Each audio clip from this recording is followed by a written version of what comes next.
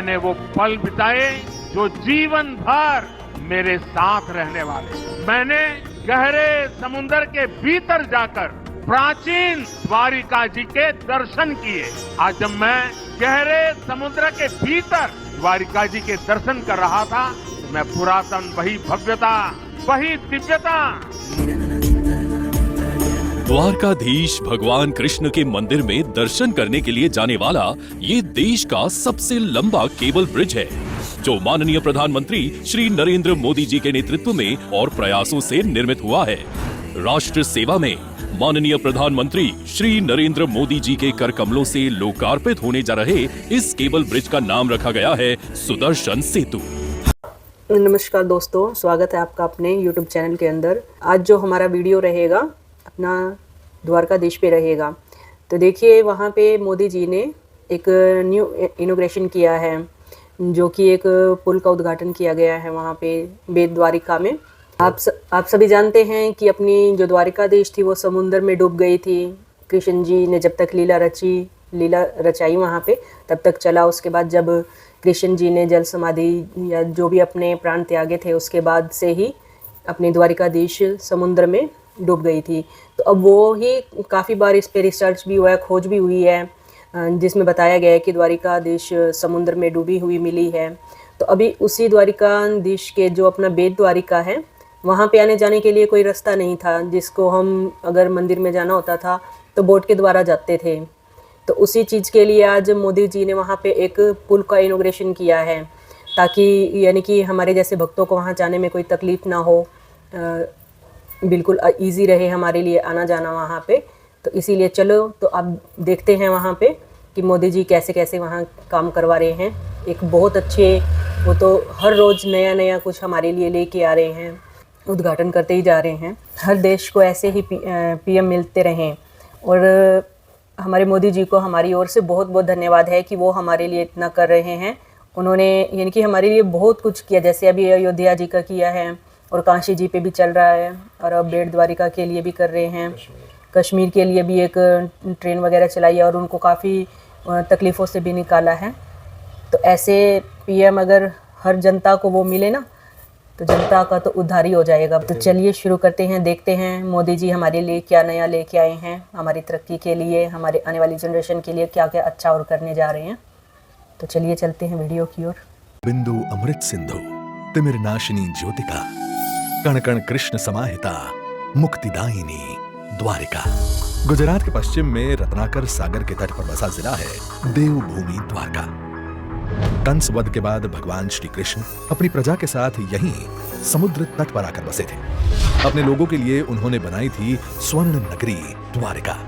कहते हैं कि यहाँ समुद्र के बीच में स्थित बेट द्वारका द्वीप पर ही श्री कृष्ण और सुदामा जी का मिलन हुआ था। गोमती नदी के तट पर स्थित इस पवित्र भूमि पर प्राचीन एवं भव्य द्वारकाधीश मंदिर और इसके सानिध्य में कई पवित्र तीर्थ स्थल हैं।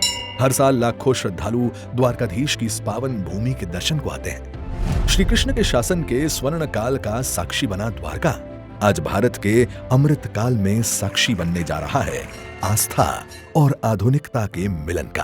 क्योंकि भारत के यशस्वी प्रधानमंत्री श्री नरेंद्र मोदी द्वारका की इस पवित्र धरा से गुजरात और देश के चरणों में देने जा रहे हैं 4000 करोड़ रुपए से अधिक के विकास प्रकल्पों की सौगात, जिसमें प्रमुख है रत्नाकर सागर में ओखा और बेट द्वारका को जोड़ता 980 करोड़ रुपयों की लागत से बना केबल स्टेड सुदर्शन सेतु। आकर्षक और आलिशान इंजीनियरिंग की एक अद्भुत कमाल। यहाँ आने वाले पर्यटकों को बेट द्वारका तक पहुंचने में अभी तक नावों का इस्तेमाल करना पड़ता था, लेकिन अब इस सेतु की वजह से यात्रा बेहद तेज और सुरक्षित होगी। वहीं बेट द्वारका के लोगों को भी सीधी सड़क कनेक्टिविटी मिलेगी। अत्याधुनिक तकनीक से बना ये ब्रिज 30 मीटर चौड़ा है और 2.25 किलोमीटर से अधिक लंबा। इसके 500 मीटर लंबे मध्य हिस्से को भूमि का आधार न लेते हुए सिर्फ केबल के द्वारा धारण किया गया है।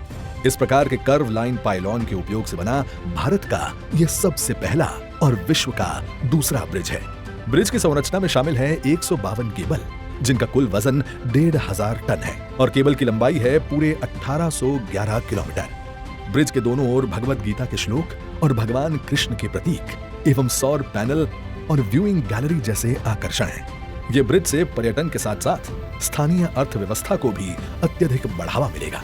दुनिया भर के पर्यटकों को श्री कृष्ण की ओर आकर्षित करेगा सुदर्शन सेतु। इसके साथ ही माननीय प्रधानमंत्री जी कर रहे हैं 620 करोड़ रुपए से अधिक के प्रोजेक्ट्स के अंतर्गत जामनगर के सिक्का थर्मल प्लांट में फ्लू गैस डीसल्फराइजेशन सिस्टम का भूमि पूजन और कालावड़ में 12.5 मेगावाट सौर पावर परियोजना का शुभारंभ। साथ ही भारत सरकार के वाडिनार में ट्विन ऑफशोर पाइपलाइन रिप्लेसमेंट जैसे प्रोजेक्ट्स नवीन प्रौद्योगिकी और पर्यावरण संरक्षण के प्रति भारत की प्रतिबद्धता के प्रतीक बनेंगे। इसी प्रकार 300 करोड़ रुपयों से अधिक की लागत से धोराजी जाम कंडोरणा कालावड़ मार्ग के विस्तृतीकरण और मजबूतीकरण से राजकोट, जामनगर, जूनागढ़ और पोरबंदर के औद्योगिक क्षेत्रों और बंदरगाहों के साथ साथ एग्रीकल्चर मार्केटिंग यार्ड्स तक मिलेगी सुदृढ़ कनेक्टिविटी। तो राजकोट जेतलसर सोमनाथ एवं जेतलसर वानसजालिया और राजकोट ओखा के बीच इलेक्ट्रिफिकेशन की 600 करोड़ रुपयों से अधिक की रेल सेवाओं के प्रकल्पों का भी माननीय प्रधानमंत्री जी करने वाले हैं लोकार्पण। इन परियोजनाओं के पूरा होने से इस इलाके के लोगों को अब विद्युतीकरण से तेज एवं इको फ्रेंडली रेल सेवा उपलब्ध होगी तथा द्वारकाधीश आने वाले श्रद्धालुओं की भी यात्रा सुगम बनेगी। वहीं 100 करोड़ रुपयों से अधिक की लागत से जामनगर में बनने जा रहा है क्षेत्रीय विज्ञान केंद्र, जो कि युवाओं की वैज्ञानिक जिज्ञासा को बढ़ावा देकर राष्ट्र निर्माण में योगदान हेतु उन्हें प्रेरित करेगा। इसी प्रकार जामनगर में 100 करोड़ से अधिक रुपए के सीवेज ट्रीटमेंट प्लांट और ड्रेनेज जैसे कार्य नागरिकों के लिए ईज ऑफ लिविंग में अभिवृद्धि करेंगे। माननीय प्रधानमंत्री जी के मार्गदर्शन और माननीय मुख्यमंत्री श्री भूपेंद्र भाई पटेल के नेतृत्व में विकास के ऐसे ही प्रकल्पों से गुजरात अमृतकाल में भी बनेगा भारत का ग्रोथ इंजन। त्रेता युग में भगवान श्री राम का राम सेतु और अब अमृतकाल में भगवान श्री कृष्ण का सुदर्शन सेतु, ये बनेंगे भारत की भव्यता और वैश्विक विरासत का आधार। विकास और विरासत की मोदी जी की गारंटी के समान ये प्रकल्प विकसित भारत, विकसित गुजरात की परिकल्पना को करेंगे साकार। द्वारकाधीश भगवान कृष्ण के मंदिर में दर्शन करने के लिए जाने वाला ये देश का सबसे लंबा केबल ब्रिज है, जो माननीय प्रधानमंत्री श्री नरेंद्र मोदी जी के नेतृत्व में और प्रयासों से निर्मित हुआ है। राष्ट्र सेवा में माननीय प्रधानमंत्री श्री नरेंद्र मोदी जी के कर कमलों से लोकार्पित होने जा रहे इस केबल ब्रिज का नाम रखा गया है सुदर्शन सेतु।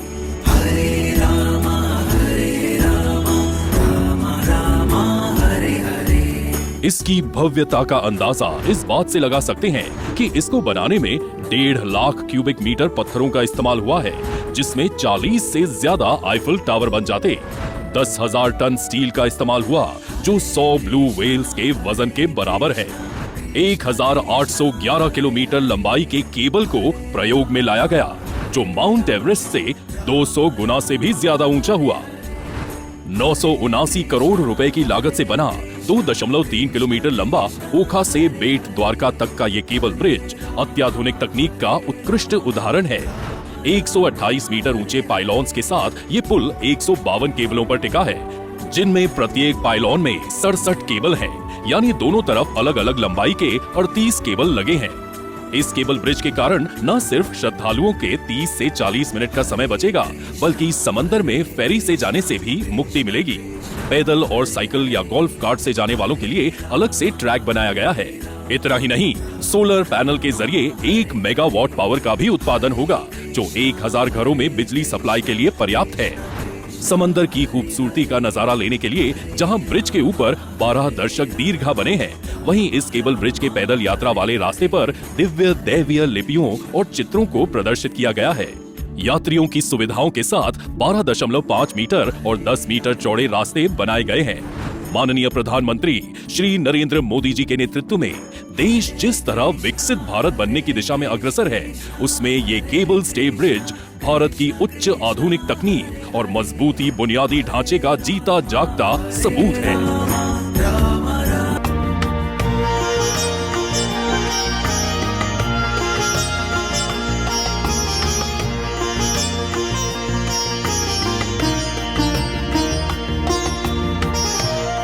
मैंने वो पल बिताए जो जीवन भर मेरे साथ रहने वाले। मैंने गहरे समुंदर के भीतर जाकर प्राचीन द्वारिका जी के दर्शन किए। आज जब मैं गहरे समुद्र के भीतर द्वारिका जी के दर्शन कर रहा था। मैं पुरातन वही भव्यता, वही दिव्यता मनोमन अनुभव कर रहा था।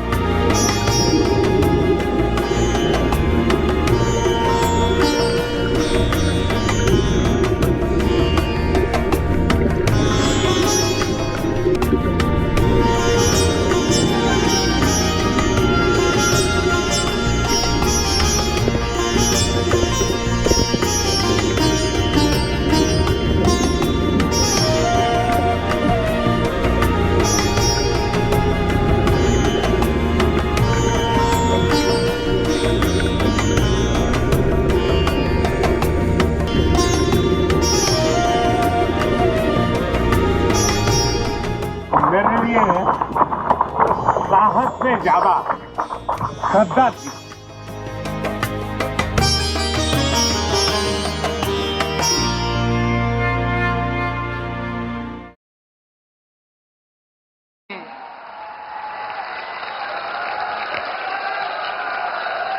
द्वारकाधीश की, द्वारकाधीश की, द्वारकाधीश की।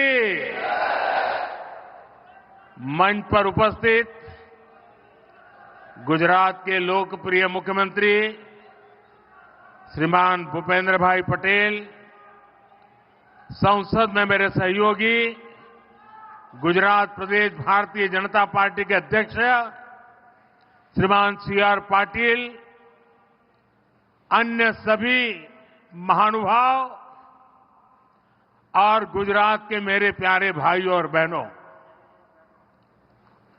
સૌથી પહેલા તો માતૃ સ્વરૂપા અમારી આહિર રાણીઓ એમણે જે ઓવારણા લીધા એમનો હું શ્રદ્ધાપૂર્વક આદરપૂર્વક પ્રણામ કરીને આભાર માનું છું। तो दोस्तों वीडियो पसंद आए तो वीडियो को लाइक करना, शेयर करना और जो लोग नए हैं वो चैनल को सब्सक्राइब करना। तो मिलते हैं नए वीडियो के अंदर, तब तक के लिए जय श्री राम।